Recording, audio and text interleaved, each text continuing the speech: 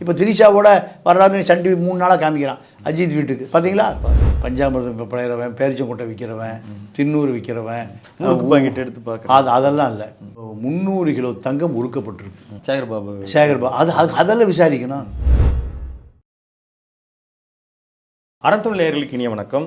நடப்பு அரசியல் நிகழ்வு குறித்து பேசுவதற்கு மூத்த பத்திரிகையாளர் திரு தமிழ பாண்டியன் அவர்கள் இணைந்திருக்கிறார். சார் வணக்கம். வணக்கம். விஜய் அவர்கள் பொறுப்பேற்ற பிறகு அதிமுக 2 பிரிஞ்சு 25-23 பேர் ஆதரவு கொடுத்தாங்க. இதில் 2 பேர் சி விஜயபாஸ்கரும் சிவி சண்முகம் மட்டும் தனித்து இயங்குறார்கள். அவங்க திட்டம் இருந்தால் ஒன்றா திட்டமா இல்லை தனித்தனியாக எங்கேயாவது போகிறாங்களா? எங்கேயும் போக போகிறோம். விஜயபாஸ்கரும் சிவி சண்முகம் தாவேக்கால் இணைய போகிறாங்க.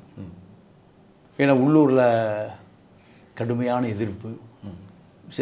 விஜயபாஸ்கர் அங்கே அரசியல் பண்ண முடியாது, சிவி சண்முகம் ஏடிஎம்கே அரசியல் பண்ண முடியாது. இவர்களுக்கு எதிர்காலம் இல்லை. இப்போ தாவேக்கால் இணைவதை தவிர ஒரு வழி இல்லை. அதுக்கு எதாவது பெருசாக டீல் பேசுகிறாங்களா? பெருசாலாம் ஒன்றும் அங்கே பேச முடியாது, சிறுசாக கூட பேச முடியாது. வேறு வழி இல்லை. இப்போ சேர்ந்த அத்தனை பேருக்கும் எம்எல்ஏக்கள் பதவி போச்சுன்னா அவர்களுக்கு வாரியம் கொடுக்க சொல்லியிருக்காராம் விஜய். இப்போ வாரியம் கொடுப்பாங்க, அவ்வளோதான். இவர்களுக்கு மந்திரிலாம் கிடைக்காது. டெல்லி பிரதிநிதித்துவம் அந்த மாதிரி எல்லாம் கூட சிவி சண்முகம் எதிர்பார்க்கணும். எதாவது கொடுப்பாங்க. ஆனால் பெரிய அளவில் பழைய மந்திரிகளை போலலாம் இனி அவருடைய அரசியல் வாழ்க்கை முடிஞ்சு போச்சு. இப்போ மரகதம் குமரவேலு, சத்யபாமா வாரியம் கொடுக்குறாங்க. இப்போ இவர்களுக்கெல்லாம் மீண்டுமே அந்த எம்எல்ஏ சீட்டு கொடுக்கறதுக்கு வாய்ப்பு. எம்எல்ஏ இல்லைன்னா கூட வாரியம் கிடைக்கும். ஏன்னா இப்போது குதிரை பேரம் நடந்ததாக எடப்பாடி வழக்கு போட போகிறார். வழக்கு போட்டால் அந்த வழக்கு முடிகிற வரை தேர்தல் தேதி அறிவிக்க மாட்டாங்க. அப்போ இவர்கள் நீண்ட நாள் காத்திருக்க முடியாது. அப்போ வாரியம் கொடுப்பதற்கு விஜய் தரப்பு ஆலோசிக்குது. வாரியம் கொடுக்கப்படலாம். இந்த சீட்டு எண்ணிக்கை இன்னும் இப்போ நான் 4+1 திருச்சி கிழக்கோடு சேர்த்து 5 தொகுதி தான் இடைத்தேர்தல் வருமா? இன்னும் ஏதாவது அதிகரிக்க கூடுமா? இல்லை, அது அவங்களுக்கு 10 டார்கெட்டு. 10 டார்கெட். விஜயபாஸ்கர் சிவி சண்முகம்லாம் இருக்காங்க. அது 10 வந்துடும் கிட்டத்தட்ட. ஆமாம், ஒரு ஆளுக்கு 10 கோடி ரூபா கொடுக்குறாங்க. 100 கோடி வாங்கிட்டு வந்துடுவாங்க. இவர்களுக்கெல்லாம் 1000 கோடி கொடுத்தாலும் தேவையில்லை. இவர்கிட்டே பல 1000 கோடி இருக்குது. அதனால் அவரோட டார்கெட் 10. அந்த 10 அவர்கள் நிறைச்சிருவாங்க. சமீபத்தில் நீங்கள் இப்போது புதிதாக பொறுப்பேற்றிருக்கிற மந்திரிகளினுடைய செயல்பாடுகள் இன்னும் நமக்கு 4 இருக்குது. இருந்தாலும் உங்களுக்கு இது தேவையா அப்படின்னு நினைக்கிற மாதிரியான மினிஸ்டர் யாராவது? இல்லைங்க, இப்போ அவங்களுக்கு எந்த அதிகாரமும் கொடுக்கப்படலை. இப்போது ஹெச்ஆர்என்சி ரமேஷ் இருக்கார்.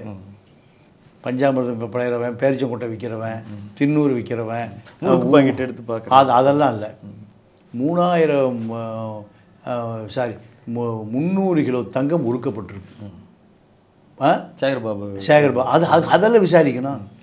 அந்த ஐஏஎஸ் அதிகாரியை ஸ்ரீதர் ஐஏஎஸ் ஐரோப்பாவுக்கு தப்பிச்சு ஓடி போயிட்டார். அதெல்லாம் விசாரிக்கணும். இந்த இளைஞனுக்கு அதிகாரம் கொடுக்கப்படவில்லை. இப்போ அருண் ஐபிஎஸ் போட்டிருக்காங்க. அது அடுத்து நான் கேட்கணும். நீதிமன்றம் கண்டிக்குது. இல்லைங்க, அதாவது நீதிமன்றம் கண்டிக்குதுன்னா அதுக்குள்ளே பெரிய அரசியல் இருக்குது. அது யாருமே பேச மாட்டேங்கிறான். அந்த மார்வாடி யாருன்னா சுதீஷை ஏமாற்றி விட்டு போன ஒரு மார்வாடி. 200 கோடி ரூபா ஒரு புல்லட்டை கொடுக்குறாரு சுதீஷ். அவன் ஏமாற்றிட்டு போயிட்டான். ஒன்றுமே பண்ண முடியல. திமுகவோட கூட்டணி வைக்கிறாங்க. கூட்டணி வைக்கும்போது இது ஒரு டிமாண்ட். அவனை பிடிச்சி குண்டாசல் பிடிச்சி வசூல் பண்ணி கொடுங்க. அப்போ முதலமைச்சர் சொல்கிறாரு, கமிஷன் செய்கிறாரு. இதில் கமிஷனுடைய ரோல் என்ன? முதலமைச்சர் எதை உத்தரவிடுகிறாரோ. இப்போ இந்த சவுக்கு சங்கர் கத்திட்டு இருக்கான். அருணா பிடிச்சி போட்டார். யார் சொன்னது? மினிஸ்டர். எந்த மினிஸ்டர்? சேகர்பாபு சீஃப் மினிஸ்டர் சொன்னதா? அதுதான் உண்மை. அவர்கிட்ட நீ சண்டைக்கு போனோம். அடுத்த முன்னாடி தள்ளி கொண்டு வச்சுட்டு மாலதியை நீ அருண் தான் பண்ணிட்டு அருண் தான். உனக்கு அறிவு இருக்கா? எய்தவன் இருக்கா? அம்பை நோவதேன். முதலமைச்சர் சொல்லாமல் சவுக்கு சங்கரை பிடிச்சி உள்ள போட முடியும். இதில் நமக்கு இருக்கிற சந்தேகம் என்னென்னா, இவர் அருண் அவர்களும் அன்னைக்கு முதலமைச்சர் பண்ணி தாவேக்காவினுடைய பிரச்சாரங்களுக்கெல்லாம் கூட தடையாக இருந்தார். ஆதவர்ஜனாவை கூட வார்த்தைகள் எல்லாம் விட்டார். அவர்களுக்கு எடுத்து டிவிஎஸ்சிக்கு லஞ்ச ஒழிப்புத்துறைக்கு செய்ய வேண்டிய அவசியம் என்ன? அதாவது விஜய்க்கு ஐஏஎஸ் அதிகாரிகள் லாபி தெரியாது, ஐபிஎஸ் அதிகாரிகள் லாபி தெரியாது.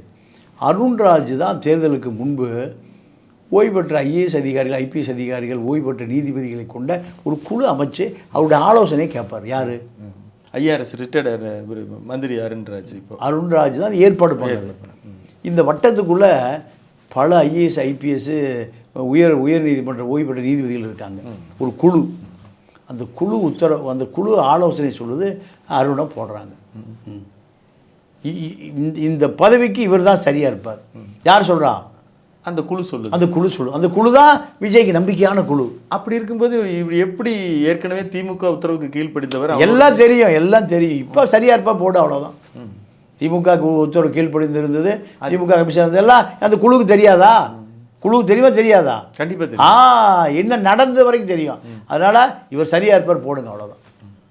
அதில் விஜய் இன்னும் ஒன்றுமே தெரியாமல் தினத்தந்தி பேப்பர் படிச்சுட்டு சிந்து பார்த்து கண்ணி தீபா படிப்பார். அப்போது டிஎம்கே கீழே பின்னால் ஒரு அண்டர்ஸ்டாண்டிங் இருக்குது அப்படின்னு நம்ம புரிஞ்சுக்கலாம். இல்லை, அப்படி இதுக்குள்ளே அப்படியே வரவே முடியாது. அப்படிலாம் வர முடியாது. இது ஒரு அதிகாரி, நேர்மையான அதிகாரி, நமக்கு விசுவாசமாக இருப்பார். இவர் நம்ம இந்த குழு ஐஏஎஸ் ஐபிஎஸ் ஓய்வு பெற்ற நீதிபதிகள் குழு சொல்கிறத அப்படியே கேட்குறாரு, அவ்வளோதான். அந்த குழுவுக்கு எல்லா விஷயம் அப்டேட் தெரியும்.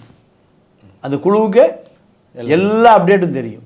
அந்த குழு தான் விஜய்யுடைய ஆலோசகர்களை. பல்வேறு அரசியல் கருத்துக்களை பகிர்ந்திருக்கீங்க. மீண்டும் பேசுவோம். உங்கள் கருத்து பதிவுக்கு மிக்க நன்றி. நன்றி, வணக்கம். நேரிலே தொடர்ந்து இணைந்திருங்கள் அறந்தமிழுடன். நன்றி, வணக்கம்.